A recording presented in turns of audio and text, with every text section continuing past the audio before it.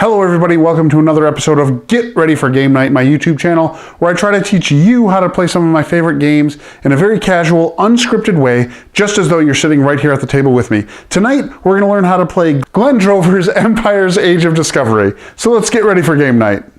So in this game, which is a worker placement game and a little bit of area control, you're going to be trying to get the most victory points at the end of 8 rounds, and you'll be scoring most of those victory points through a combination of discovering new areas in the new world, as well as during 3 predetermined scoring rounds, having the most amount of workers in each of the regions of the board. The basic flow of the game is that every player in turn order will take one of their workers. Everyone starts with just 5 regular workers called colonists, and they'll place them in one of these event boxes on the right-hand side of the board. Certain boxes are limited to only 1 worker in a given area. Other boxes with the infinity symbol here can have any number of workers from any number of players. After everyone has placed all their available workers in all of these boxes, the boxes will then be resolved from top to bottom, with ties being broken by player order. In other words, if something like, for instance, in merchant shipping, someone's going to get a merchant ship, which I'll explain later, for having the most amount of workers here. If it's a tie, then whoever is earlier in turn order breaks that tie.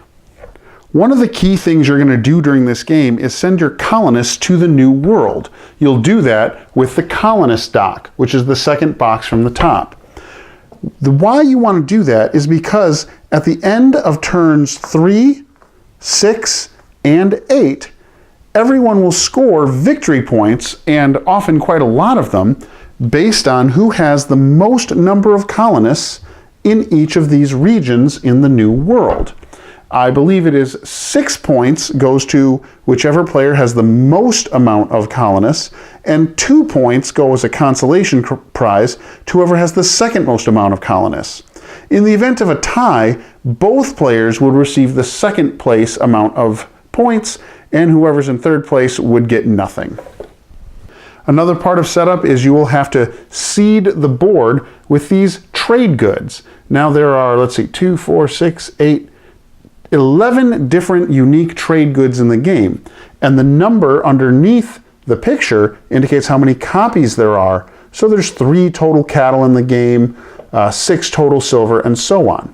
If you look over on the main board, at least the left half of it, every region has a particular resource or trade good that they're going to produce. So you'll start the game by putting the appropriate trade good in the area of the new world as indicated by the picture.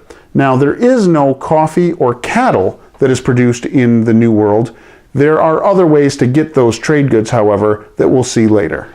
You'll also have to take this big stack of what are called discovery tokens. You can see it says discovery right on the back. It's easy. You shuffle this pile up, and you're going to put 1 discovery token face down into every single region on the board. Well, almost every region, because you start the game with no discovery token in the Caribbean.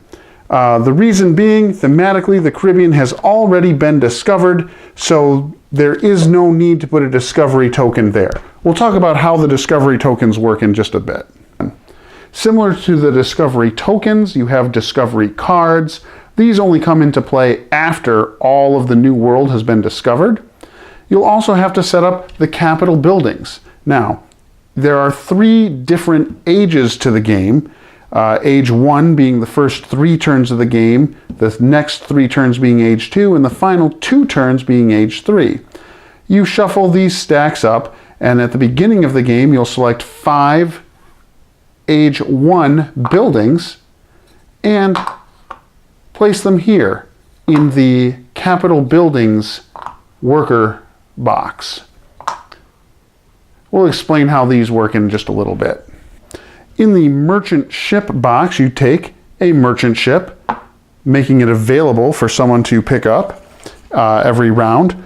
And then in the trade goods spot, you take all of the trade goods that were not seated on the right side of the board, put them all in a little bag, or you can put them in face down stacks, and you randomly pull out 4 of them and seed the board here.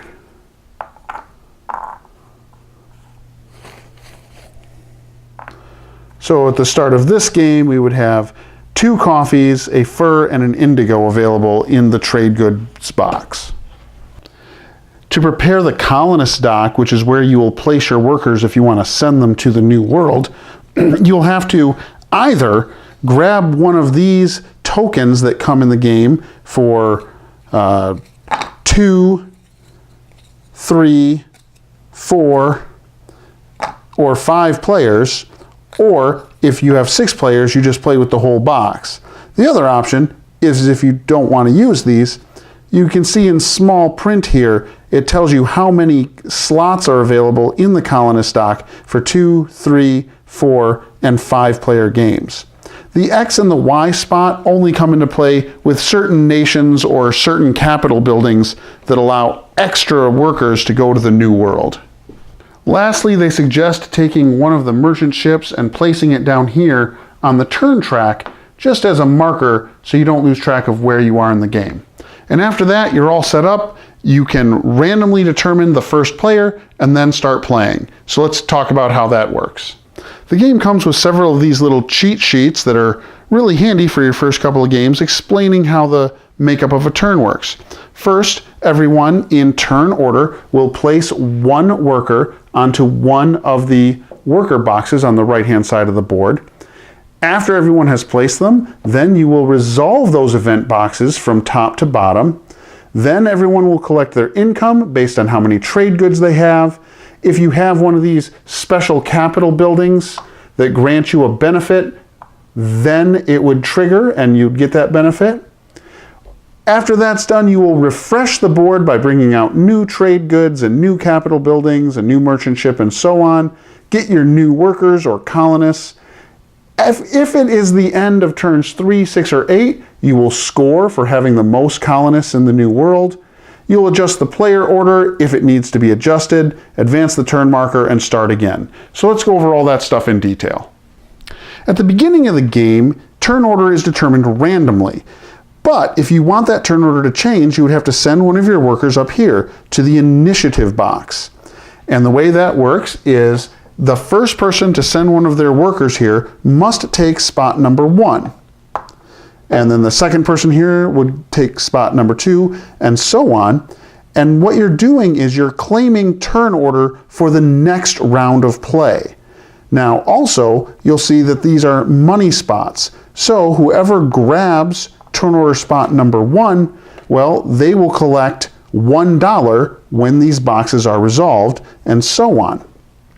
Now you don't have to send a worker here.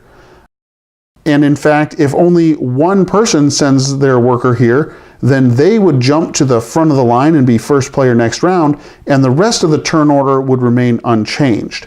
And if 2 players send their workers here, well then they go to position 1 and 2 for the next round, and then the rest of the turn order is unchanged. Alright, so the colonist dock. If you send a worker to the colonist dock, you must put it in the lowest numbered available spot, so the first guy goes to 1 and so on. And then when the colonist dock event box is resolved, in this order, so starting with number 1 and going on to the last guy, you will pick up that colonist and send him to a discovered area in the new world. Now, the key thing there is that it has to be discovered. So before you can send people to the new world, the regions have to be discovered. As you recall, I said the Caribbean is the only area that starts discovered. Let's take a closer look at that. So here the Caribbean does not have a discovery token, which means it's already been discovered. So right from turn 1, someone could put someone in the colonist dock, and when that box is resolved, put them in the Caribbean. Now initially nothing happens. We'll talk about how you pick up this sugar tile in just a little bit. But let's say it's further on in the game and several other areas have been discovered. Well, as long as the discovery tile has been removed, then in this order, players can send their colonists to any area that has already been discovered. And this is critical because remember, you're going to score big points for whoever has the most amount of colonists in each section of the board over here. The next box down is trade goods. And by sending a worker here, you will always go to the lowest numbered available spot. And when this is resolved, whoever is first here gets to pick one of these trade goods to add to their personal player board. And then you just go down the line. Whoever is the fourth person here is just going to get whatever is left over. So let's talk about the trade goods a little bit and how they generate money. You're basically trying to collect sets of these trade goods to generate money. And there's a key printed right here on the box itself, as well as on the cheat sheet card that everyone gets. If you have any 3 trade goods, you're going to generate $1 once you get to the trade goods money generation portion of the turn. So if you had coffee, fur, and indigo on your player board, you would receive $1. Now, if you can get 3 of a kind, so 3 coffees or 3 fur or whatever, instead of generating $1, you'll generate 3. And if you are lucky enough to get 4 of a kind, you will generate $6 every turn. And you can have multiple sets. So if you had 3 coffee and then 3 of 3 other things, you would get the $3 for the coffee plus the $1 for the other things, and so on. Now each trade good can only be counted once. So you can't say I have 3 coffee, and then if you have 2 other trade goods, you can't then say I have coffee from my set of 3 plus these other 2 makes a random set of 3. No. Each good is only counted once. And that's why you want the trade goods from over here, as well as from the New World, to make these sets and collect income. Next, merchant shipping. Whoever has the most amount of figures in the merchant shipping box at the end of the round will pick up the merchant ship. And you can put as many people here as you want. Only 1 per turn, but you can keep putting people here as long as you have guys remaining. Now, why do you want a merchant ship? Well, it has to do with these trade goods. A merchant ship counts as a wild trade good. So if this player had these 2 coffee and the merchant ship, that would count as a set of 3 coffee for the more money. Now there is a rule that says a single merchant ship can only be counted toward 1 set. So 2 merchant ships and a coffee does not count as 3 coffee. But having merchant ships is a way to make your trade goods more valuable because they count as wilds. The next box you can go to is a capital building.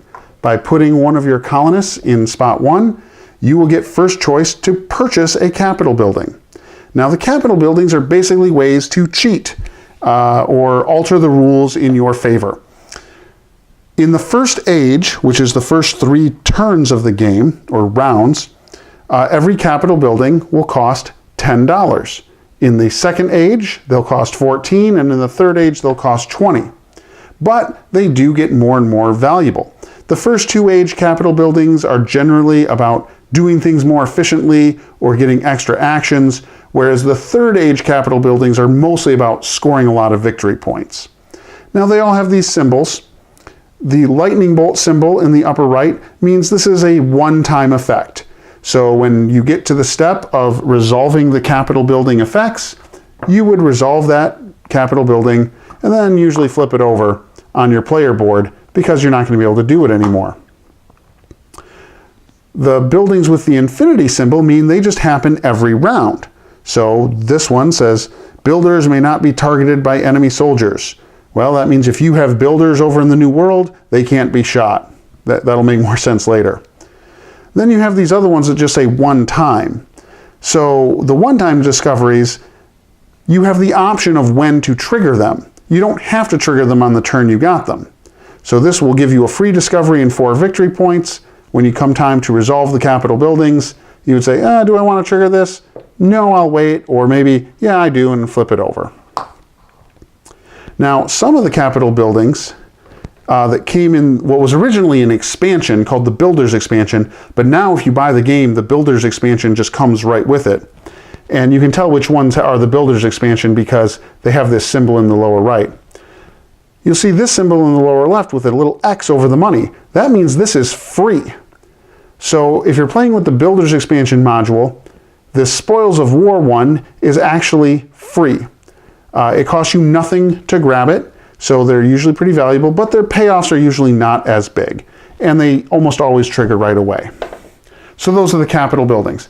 Once you enter Age 2, you would clear any remaining Age 1 buildings and replace them with Age 2, and then you do the same thing in Age 3 and so on. The Discovery Box. Well, remember I said a lot of these areas start out not being discovered. Well, the way you discover them is by sending colonists to the Discovery Box. Now, there's the infinity symbol again, meaning you can put as many of your workers or colonists into here as you'd like. Each one is going to increase your strength when making a discovery. So here's how that works. When it comes time to resolve this box, in player order, the first player would decide, do you want to send your colonists to try to make a discovery? You don't have to, because any colonists that don't go to make a discovery will stay in this box for the next round. This is the only box where the workers or colonists carry over round to round if you don't use them. So let's say, but for teaching purposes, yes, I want to try to make a discovery. Well, you would first decide how many of your colonists are going to go off on that discovery. Well, let's see, I'm going to send 3 of them off to try to make a discovery. I'll leave this guy behind for next round. Okay, that decision has been made. The next decision is, which region from the New World do you want to try to discover? And let's say you wanted to pick Brazil because it's really close. You would take the discovery token that is on Brazil, and you would look at it privately. You don't show everybody. And now let's look at how these work. Good. So on the discovery token in the upper left is sort of a shield and spear symbol, and that represents the amount of resistance you encountered when you tried to discover that region. You have to send a force of colonists that is equal to or greater than that number to be successful. In this case, we did. We sent 3 colonists. 3 is greater than or equal to 2, so we were successful. Which means we would take this discovery token and just put it face up on our player board. We will score 4 victory points for that. We'll also receive some money. Now, you have to remember order of operations in math from elementary school to understand how the money works. You will receive a certain amount of money times every soldier that you sent on the discovery. And soldiers we haven't talked about yet, but they look like this. They have little guns. And if this is the kind of colonist or worker that you sent on the discovery, let's just, for teaching purposes, let's say we sent a contingent that looked something like this. 2 soldiers and a regular colonist. Okay, 3 times 2 soldiers, that means 6 money plus 1. So I would receive 7 Spanish dollars for making this discovery. Now, all of these colonists, whether I'm successful or not, they are gone. They either died trying to make the discovery or they made the discovery and retired, but you don't get these guys again. They go back to the general supply. But you keep this if you were successful. Now, if you sent no soldiers, that's all right. You're still going to get a little bit of money, $1 in this case, and you just put this on your player board. Now let's back out and look at Brazil to see what happens on the left-hand side of the board. So we were successful in discovering Brazil. Well, the guys that made the discovery are gone. They're retired and enjoying their riches. But for discovering Brazil, thematically, your nation immediately sent a follow-up exhibition and a single colonist from your general supply, not from your available workers, but from the general supply, would then go to Brazil, and guess what? You now have the most influence in Brazil. And that's how the discoveries work. The discovery tiles have varying amounts of resistance, anywhere from 1 going all the way up to 5, I believe, from the on the tiles.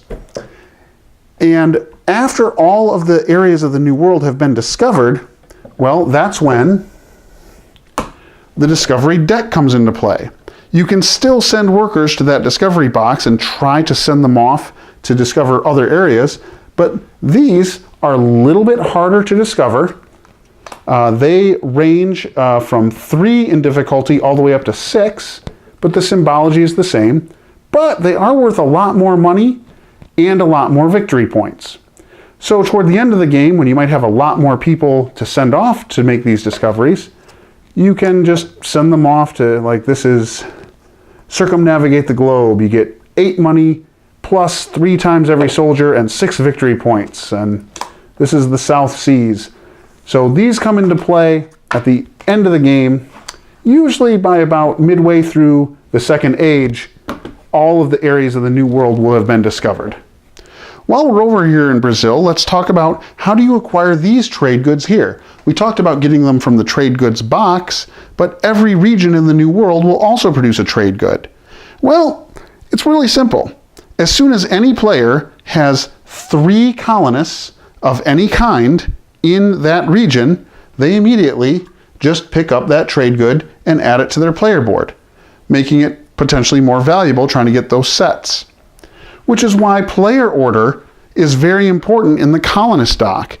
If you're able to send your colonists to an area first and get your 3, then you can grab this even if the player behind you is sending 4 or 5 colonists to the same area. They'll get the majority, but it's whoever gets to 3 colonists first is the one that will pick up that trade good. So far, all we've talked about are regular colonists, these guys. Everyone starts with 5 of them, and in fact, you get 5 new colonists every single round of the game. But let's talk about the other colonists you can get and sort of what they can do. First of all, how does this box work? During worker placement phase, you're going to put one of your workers over top of one of these boxes with the names of the other colonists printed down here. Once it's resolved, then when the specialist box is set to be resolved, anyone that has their worker over top of the missionary, the merchant, or the soldier, the captain, or the builder will gain that type of worker and put it on their player board in the available workers box, so they'll have that kind of worker to use next round. You also have this box here that says training. Like, let's say the blue player already took the missionary box. He's going to get the missionary next turn, but you really wanted a missionary. Well, you can send them to the training box. Let's say you're the red player and you send a regular worker to the training box. Well, then you can have any kind of worker you want, but it'll cost you $5. Whereas these guys will all get their specialist worker for free. So let's talk about what they do. First of all, you have the missionary. He's carrying that little cross. The missionary is great, and he is best used in the colonist dock, because when you send a missionary to the New World, he goes as a single person to the New World, but when he arrives there, he immediately converts someone to your cause. So when he shows up in Brazil, boom, you add another worker with him. Oh, let's move the camera so you can actually see that. Yeah, so when the missionary shows up in Brazil, even though he came by himself, you grab another regular worker from the general supply. So the missionary basically counts as 2 colonists when you send them to the New World from the colonist dock. Go back and talk about the merchant. Well, the merchant here, you can tell them apart a little bit because they have the square bottom along with the captain. The merchant does 2 things. First of all, when you send a merchant to the New World, he generates money for you, as merchants do. Whenever you send a merchant to the New World from the colonist dock, you gain 5 Spanish dollars. Hooray! The other thing that the merchant is good at is helping you get those merchant ships. Let's take a look at that. I'm not sure if you can read it, but it actually says right here at the bottom of the box, Merchant 2. So remember, the person that's going to get this merchant ship is whoever has the most amount of figures here. But a merchant counts as 2 figures here. Now, a smart person, as I'm sure you are, will notice it also says captain to. So captains and merchants, when you send them to merchant shipping, count as 2 workers in the race to have the most here to get that merchant ship every round. Soldiers, you can tell what they look like because they have the gun.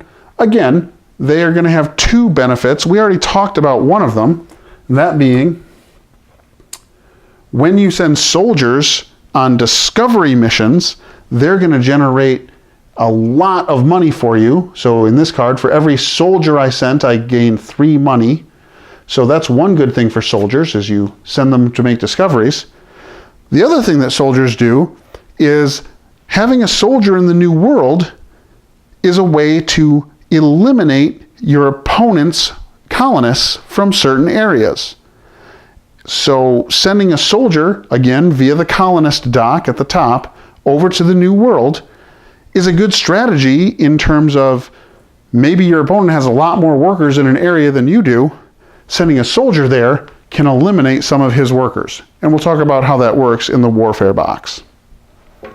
Next, we have the captain. Now, the captain looks a lot like the soldier from far away. The difference being the captain is holding a telescope up to his eye, the soldier is holding a gun at sort of chest height. But also notice the captain has a square bottom, which differentiates him from the soldier as well. The captain also has 2 benefits. We already talked about one of them. Merchant shipping, he counts as 2 pieces of plastic or 2 colonists in the race for the merchant shipping. Also, when going on discoveries, remember, you have to meet or exceed that resistance value with the total number of workers you send. Well, a captain on a discovery counts as 2. So if you were to send 4 regular colonists and a captain, that would be 6 in terms of beating the resistance here. So captains are good at getting the merchant ships and at making discoveries. Finally, the builder, which again started as an expansion, but now when you buy the game, the builder expansion comes built in. The builder does 2 things as well. When you're purchasing those capital buildings that we talked about a little bit ago, if you buy it with a builder in the capital building spot, you get a $5 discount when buying those capital buildings, and they can be pretty powerful. The other thing that a builder does is if you have a builder in the new world, so you send them there via the colonist dock like all the other ones, for every builder in a region, during the scoring phases, having a builder will gain you 4 extra victory points for each builder for whoever's in first place. In other words, let's say someone has the most amount of workers in Brazil. We're going back to Brazil again. And they have 1 builder there, and 2 of their opponents each also have a builder there. Well, whoever has the most total colonists is going to score the regular amount of victory points, which is 6 for first place, but they're going to score a bonus of 12 more, 4 for each builder. They don't have to be your builders. Just having a builder in a area of the board in the new world, every builder, regardless of color, will increase the value of that region for first place by 4 points. Also, the second place player will get an additional 2 victory points for every builder in that region. So builders allow you to buy capital buildings cheaper, and they make each region that they're in the new world much more valuable in terms of victory points. The last box where you can place a worker during the worker placement phase is the warfare box. By placing a worker here, and this is true of all the boxes, you don't have to send a regular colonist here. You could, say, send a soldier here just to initiate it, but it doesn't give you any kind of benefit. But if you were to send a worker there, when you resolve the warfare box, you have 2 options. You can have a battle, or you can have a war. Battles cost you nothing, wars cost you $10. If you have a battle, what you do is you select a single region in the new world where you have, or your opponent has, at least one soldier, and then you select one opposing player that is also in that region. Then every single soldier, remember these guys, that is in that new world will eliminate one colonist of the opponent. So let's take a look at that on the board. So here's what maybe New Grenada looks like later in the game. And you can see the blue player has 2 soldiers, the red player just has 1.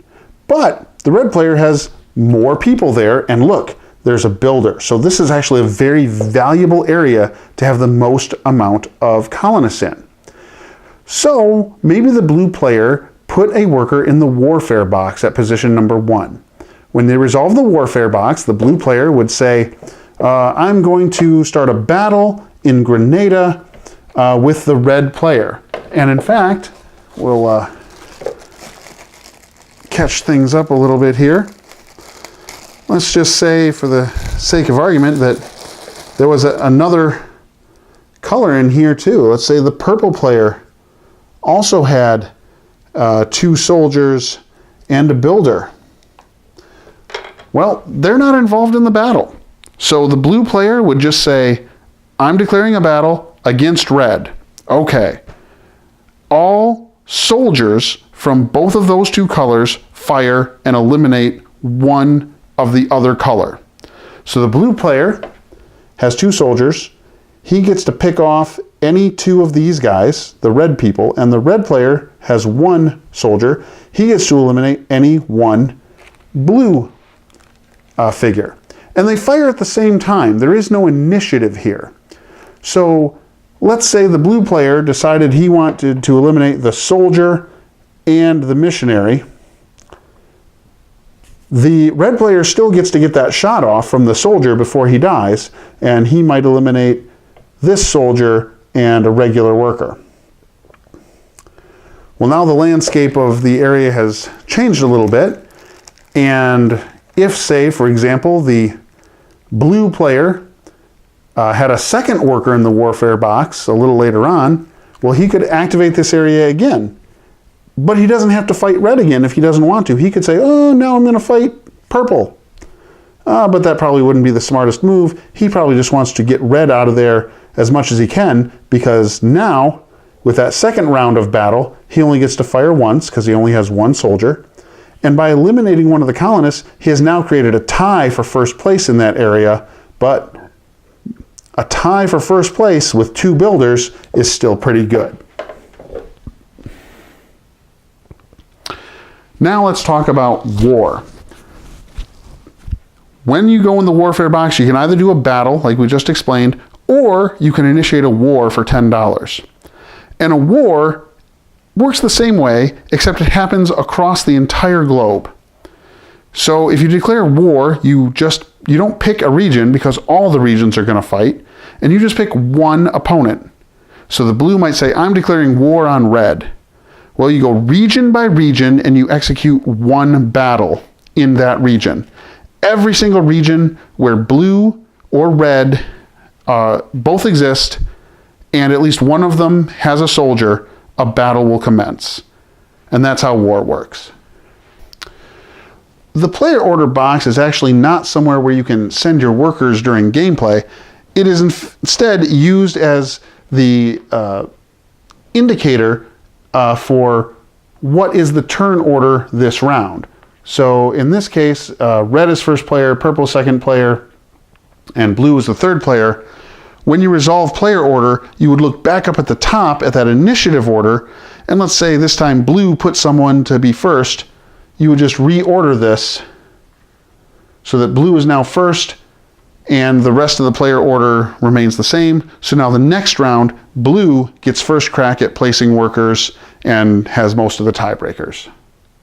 Now, I've mentioned a few times that you're going to score for having the most amount of colonists in each region at certain scoring rounds during the game, and those are the ends of each age. So end of age 1 or round 3, end of age 2 or round 6, and then at the end of the game, you'll look at each region individually, and score 6 points for whoever has the most colonists and 2 points for whoever has the second most.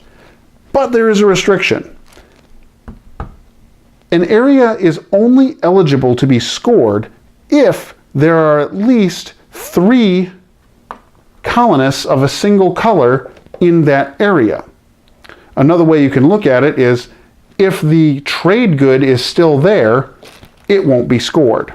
So if this is the state of the board at the end of round 6, then you would go around and say, are we going to score here?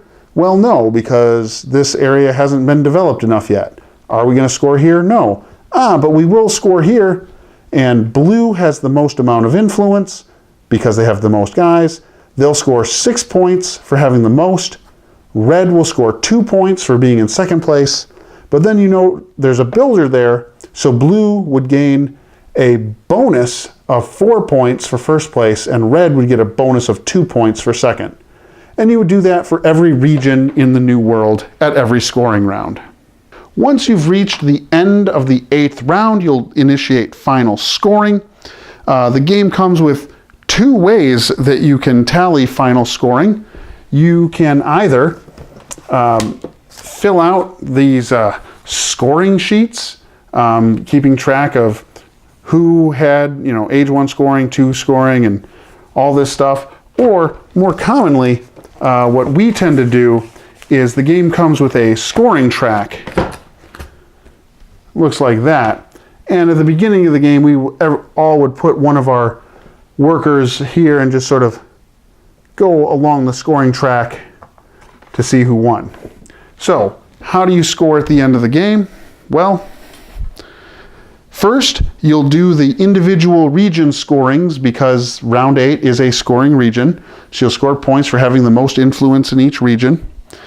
You will also get 1 victory point for every dollar that you earn from your trade goods. Now, this is a little tricky. A lot of people think it's, I get 1 point for every dollar I have on hand. No, your money on hand does not score you any victory points at the end of the game. Instead, you look at how many trade goods you have on your player board, looking at those sets again, and let's say I have a set of 3, that gets me $3 every round, and then I also have a separate set of 4, which gets me $6 every round. So $3 and $6 is $9. So if at the end of the game I would normally score $9 from my trade goods and merchant ships only, then I get 9 points. Hopefully that makes sense to you. There are a lot of capital buildings that will give you bonus money every round, but that bonus money from the capital buildings does not count toward that end game scoring. The end game scoring from your trade goods is only from the money the trade goods would normally produce for you, and you do get to count the merchant ships as a wild 1 per set.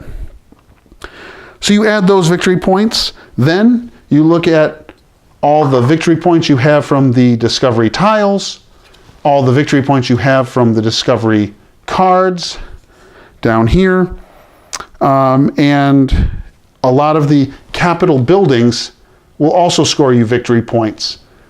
Add those all up, whoever has the most points is the winner. In the event of a tie, the first tiebreaker is whoever has the most end game colony victory points. In other words, who scored the most points from their colony control in that last round. That's the first tiebreaker. The second tiebreaker is then who has the most money on hand. And then the third tiebreaker is who has the most trade goods. I've never seen a game go beyond that, but I guess after that, it's just a shared victory. Well, there you go. That's just about everything you need to know how to play Glenn Drover's Empire's Age of Discovery. If you have any questions or comments, please put them in the comments below. Feel free to like and subscribe if you like. It does help motivate me to do more of these videos when I get new subscribers. So if you like what I'm doing, like and subscribe, or heck, send me a note, send me a request. I usually try to do the requested games that people ask of me if I can get the game. So yeah, we'll see you next time on Get Ready for Game Night.